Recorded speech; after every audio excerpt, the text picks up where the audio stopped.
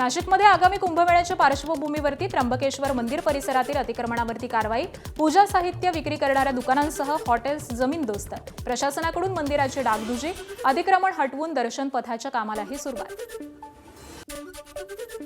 मुंबईच्या महापौर ऋतू तावडेंकडून नाल्यांच्या सफाईची पाहणी, भांडूप, मुलुंड, घाटकोपर, साकीनाका परिसरामधील कामाची माहिती घेतली।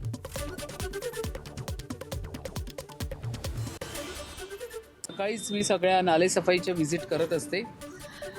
नालेसफाईच्या आता उषानगरचा नाला झाला आणि बाउंड्री नाला टी विभागाचा एस आणि टी विभागाच्या 2 नाल्यांची पाहणी केली। त्याच्यामध्ये जवळपास 31-37% नाला गाळ जो उषानगर नाल्यामध्ये काढलेला आहे, बाकीचा त्यांनी चेक केल्यावरती कळालं उर्वरित मे एंडिंगपर्यंत काढला जाईल। जळगावमध्ये तापमानाचा पारा 45 अंशांवरती, वाढत्या तापमानामुळे विमान उड्डाणांमध्ये अडचणी, आवश्यक असलेला हवेचा दाब पुरेशा प्रमाणामध्ये मिळत नसल्यामुळे प्रवासी संख्यांमध्ये कपात।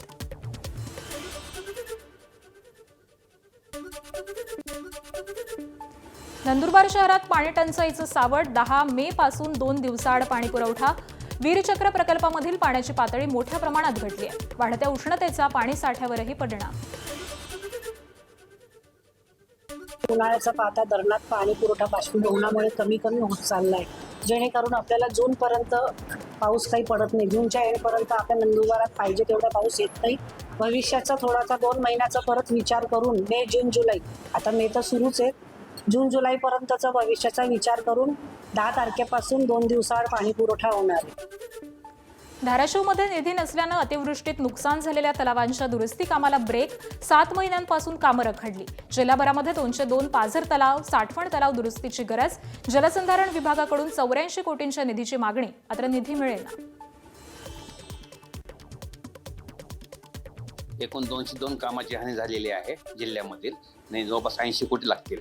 आणि ह्या वर्षी जर आपण काम केलं तर त्या कामाची पुढल्या वर्षी दुप्पट होऊ शकते। जे काय DBTC मध्ये निधी आम्हाला मिळाला होता तो आम्ही ते कामं घेतलेले आहेत, ते जवळपास 147 कामं आहेत। ते बाकीचे कामं आता आम्ही शासनाने निधी उपलब्ध घेऊन टाकू त्याच्यामध्ये।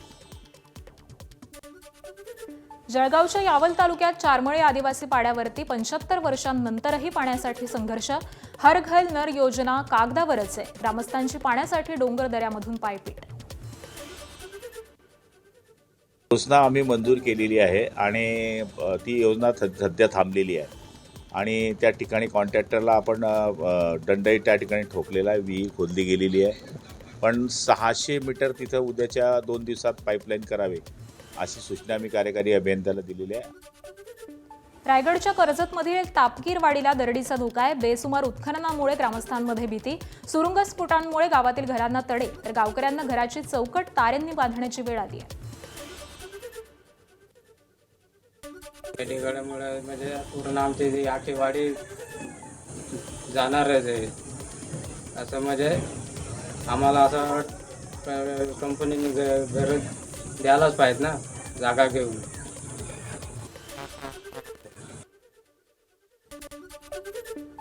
बुलढाण्यात यंदा खरीप हंगामात 7,36,000 हेक्टरवरती पेरणीचं नियोजन, सोयाबीन आणि कापूस राहणार मुख्य पीक।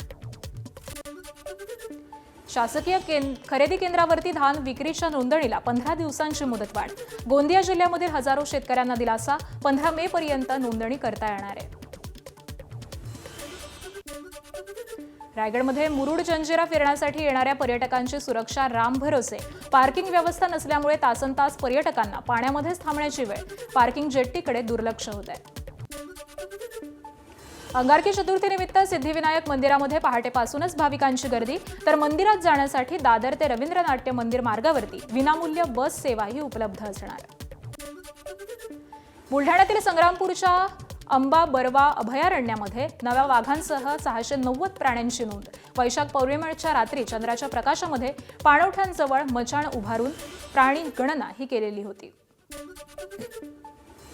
तळकोकणातील दोडामार्गच्या तिलारी कुल्यामधील घनदाट जंगलामध्ये दुर्मिळ बेडूक तोंड्या पक्षाचं दर्शन, बेडकासारखं तोंड असल्यामुळे श्रीलंकन फ्रॉग माउथ पक्षाला मराठीमध्ये बेडूक तोंड्या असं नाव आहे। रत्नागिरीच्या दापोलीमध्ये चक्क 4 पाय असलेल्या कोंबडीच्या पिल्लाचा जन्म, पिल्लाला पाहण्यासाठी नागरिकांची गर्दी, दापोली शहरालगतच असलेल्या नवानगर वस्तीमध्ये घरात या पिलाचा जन्म झालाय। राज्यभरात लवकरच शिक्षक भरती, पवित्र पोर्टलवरती नोंदणी प्रक्रिया सुरू होणार. 31 मे पर्यंत जाहिराती प्रसिद्ध करण्याची शिक्षण विभागाची मुदत. परीक्षेसाठी 2,28,000 मतदारांची नोंदणी होणार. 12वी पुरवणी परीक्षेसाठी आजपासून अर्ज भरता येणार. राज्य मंडळानं जाहीर केलं वेळापत्रक.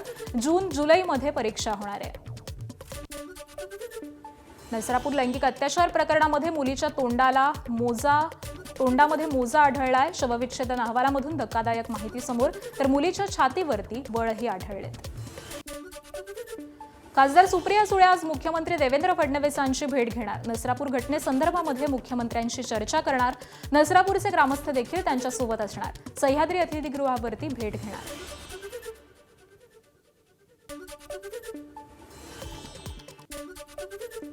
पुण्याच्या भोरमधील नसरापूर गावातील ग्रामस्थ आणि माजी सरपंचांनी घेतली उपमुख्यमंत्री शिंदेंची भेट. शिवसेना आमदार दिलीप लांडे यांचीही उपस्थिती. आरोपीला फाशी देण्याची मागणी. शिंदे साहेबांनी स्वतः मुख्यमंत्री असताना बदलापूरला जशी जी घटनेचं त्यांनी हे केलं त्याच पद्धतीने आमच्या नसरापूरचा जे क्रूर हत्या झालेली आहे, जो काही गुन्हा घडलेला आहे त्यावरती शिंदे साहेब आम्हाला न्याय देऊ शकतील. शिंदे साहेबांनी आम्हाला शब्द दिलेला आहे की काही झालं तरी फास्टॅगवर हे जे आहे प्रकरण लवकरात लवकर घेऊन आरोपीला फाशीची शिक्षा दिली जाईल असं आम्हाला आश्वासन त्यांनी दिलेलं आहे.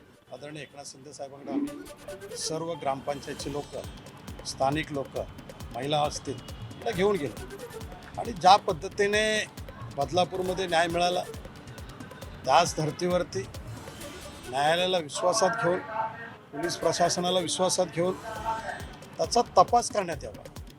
तपास करून नाशिकमधील बोंधू अशोक खरात प्रकरणी ईडीच्या चौकशीमध्ये प्रतिभा चाकणकरांचे खळबळजनक दावे. धार्मिक कामासाठी प्रतिभा चाकणकरांनी खरातला आधार कार्ड दिलेलं होतं, तर गैरवापर करून बोगस खाती उघडण्यात आल्याचा प्रतिभा चाकणकरांचा दावा. नाशिकमधील टीसीएस प्रकरणातील 4 आरोपींना आज पुन्हा कोर्टात हजर करणार. तौसिफ अत्तार, दानिश शेख, शाहरुख कुरेशी आणि रजा मेमन यांची पोलीस कोठडी आज संपणार. महिलांवरील अत्याचार तसंच परदेशातील फंडिंग या संदर्भामधील पुरावे हे सादर होण्याची शक्यता आहे. पालघरमध्ये अघोरी पूजा करण्याच्या बहाण्यानं अल्पवयीन चिमुकलीवरती भोंदूबाबाकडून लैंगिक अत्याचार. 55 वर्षीय भोंदू आरोपीला पालघरच्या कासा पोलिसांनी ताब्यात घेतलंय. नांदेडमध्ये पोलिसांच्या समोर गावगुंडांचा हैदोस. मनपाच्या अतिक्रमण पथकातील कर्मचाऱ्यांना जीवघेणी मारहाण. व्हिडिओ सोशल मीडियावरती व्हायरल. झाडाचे आंबे तोडले म्हणून 15 वर्षीय मुलाला अमानुष मारहाण. बदलापूरच्या आपटेवाडीमधील संतापजनक घटना. मारहाण करणाऱ्या दाम्पत्याविरोधात गुन्हा दाखल.